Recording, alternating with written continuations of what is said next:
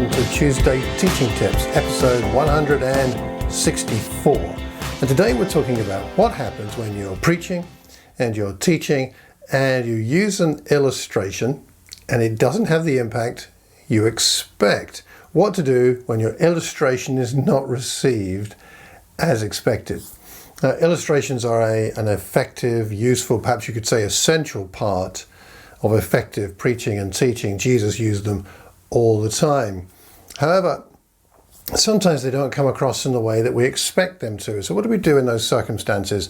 I've got some tips for us today.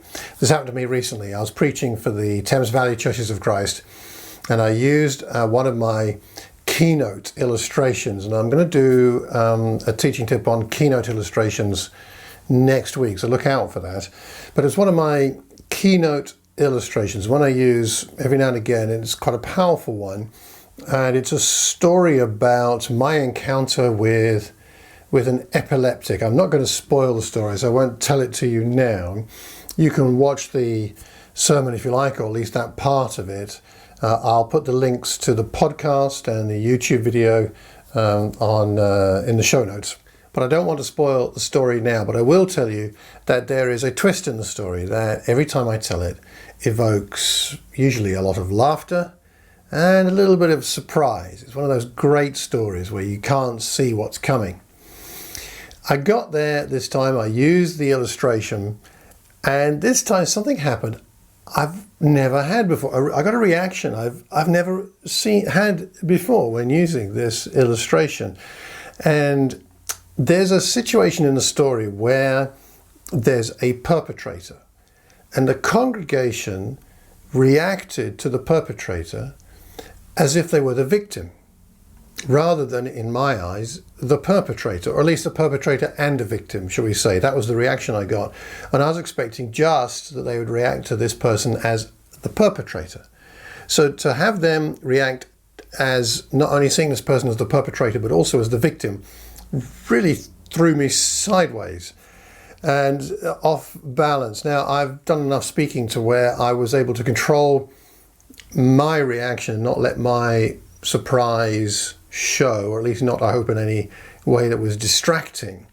But it did distract me internally a moment or two before I was able then to press on with making the point from the illustration. So the experience was interesting, and I found quite helpful to me, because I made me reflect on the fact that I can't expect the same illustration to have the same impact every time I tell it when I'm using it in different circumstances to two different or more different groups. I can't expect an identical reaction. Each congregation has their own collective experiences. It has their own culture and some differentials in values, or at least which values matter most to a particular group, and therefore you'll get different responses, as I did on that Sunday. So I reflected afterwards that most of the times in the past when I've used this illustration, this story, it's been to younger people than on that day, and to younger Christians than on that day. And that may have affected the way they viewed this particular character in the story. And also, with the Thames Valley Churches of Christ, we've done a lot of work over the last months and even year or two on educating ourselves as a congregation on the needs of the poor and needy, and on training in how to help the poor and needy. And in the story I was using, the perpetrator victim was someone who was actually needy, and they viewed this person more as a needy person than as a perpetrator, because, I think at least in part, because of the increased levels of compassion and concern for those who are poor and needy, which of course is a good thing, but caused a slightly different reaction because that's the context of the group. So it's not to say that one particular reaction is right and another is wrong, but it's more about, as a speaker, being prepared for the possibility of an unexpected reaction. I mean, if you think about Jesus, he didn't always get the reaction that he was hoping for from his preaching and teaching. If you have a look in Mark chapter 6, you'll see an example of that. Strictly speaking, in that context, is not a reaction to an illustration, but it is to his teaching, and certainly wasn't what he had hoped for.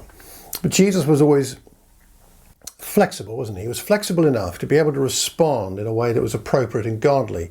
Other times we see that his teaching provoked questions, and then he knew how to deal with that. Sometimes it seems to me he pressed on, sometimes he stopped and dealt with the questions.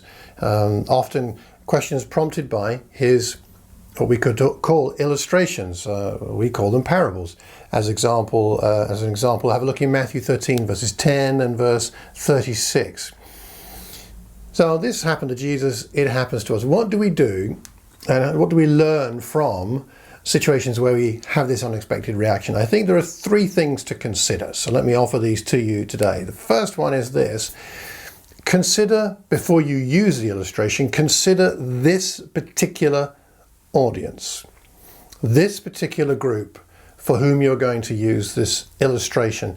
In other words, don't just assume that this group will react the same as the last time you told the story to a different group. These are different people. Consider the overall culture of the group, any recent experiences that the group has had that might color their reaction to your illustration, and then decide whether this is the right illustration for this group at this time. So first of all, consider this particular group. Secondly, if it happens to you and you're preaching and teaching and you get this unexpected reaction, pause. Don't just press on regardless. Pause, even if only for a moment, 5 seconds, 10 seconds, just pause.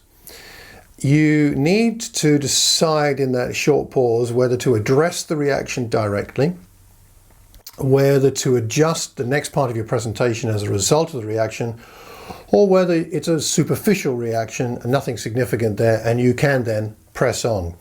We're afraid of pauses as speakers because we want to fill the silence all the time, but most congregations will not notice a short pause. They'll think it's part of the presentation, unless you're always pausing because you're not sure what to say next, but that's a different problem. But in most contexts, it's okay to pause for a few seconds, consider what's going on, and in that moment, pray. Ask God for wisdom. Do I go off on a different angle now? Do I address the reaction, or do I continue with what I'd already planned to do? So do pause in that moment. And then thirdly, afterwards, reflect. So we've got 3 points here. The first is to consider beforehand about this group, that's before. Second is to pause when you're in the middle of it. And afterwards, take some time to reflect. And reflect when the unexpected happens as to what caused that. Why did it happen? And what the lessons are for you for illustrations in the future. Perhaps how you might use this particular illustration, but also what the lessons are for you about the use of illustrations in general. And that's what's caused me to think and reflect and then record this teaching tip.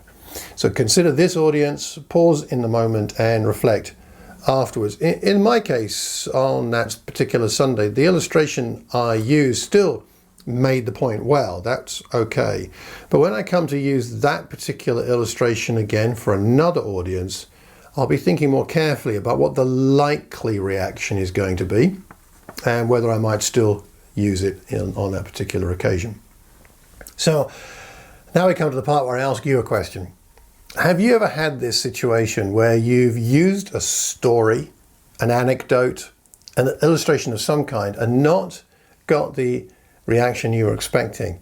What lessons did you derive from that? What made you, when you reflect back on it, what did you think was the reason for that? And what did you learn from it? And how did that, if it did, adjust the way that you plan to use illustrations in the future? I'd love to know what lessons you learned from an experience like that. And I'd like any of your comments on today's topic. So please drop a line, whether you're listening to the podcast or you're watching the YouTube video, leave a comment and leave it in public so that we can all see it, because we learn best when we learn in community, when we're learning from each other. And I would like to know your thoughts, and I'm sure we all would. If you know anybody who might benefit from this recording, pass the link on, leave a review. If you're watching the YouTube channel, please subscribe to my channel and hit the notification bell so you will find out when I'm uploading new episodes. And let me know any other questions you have.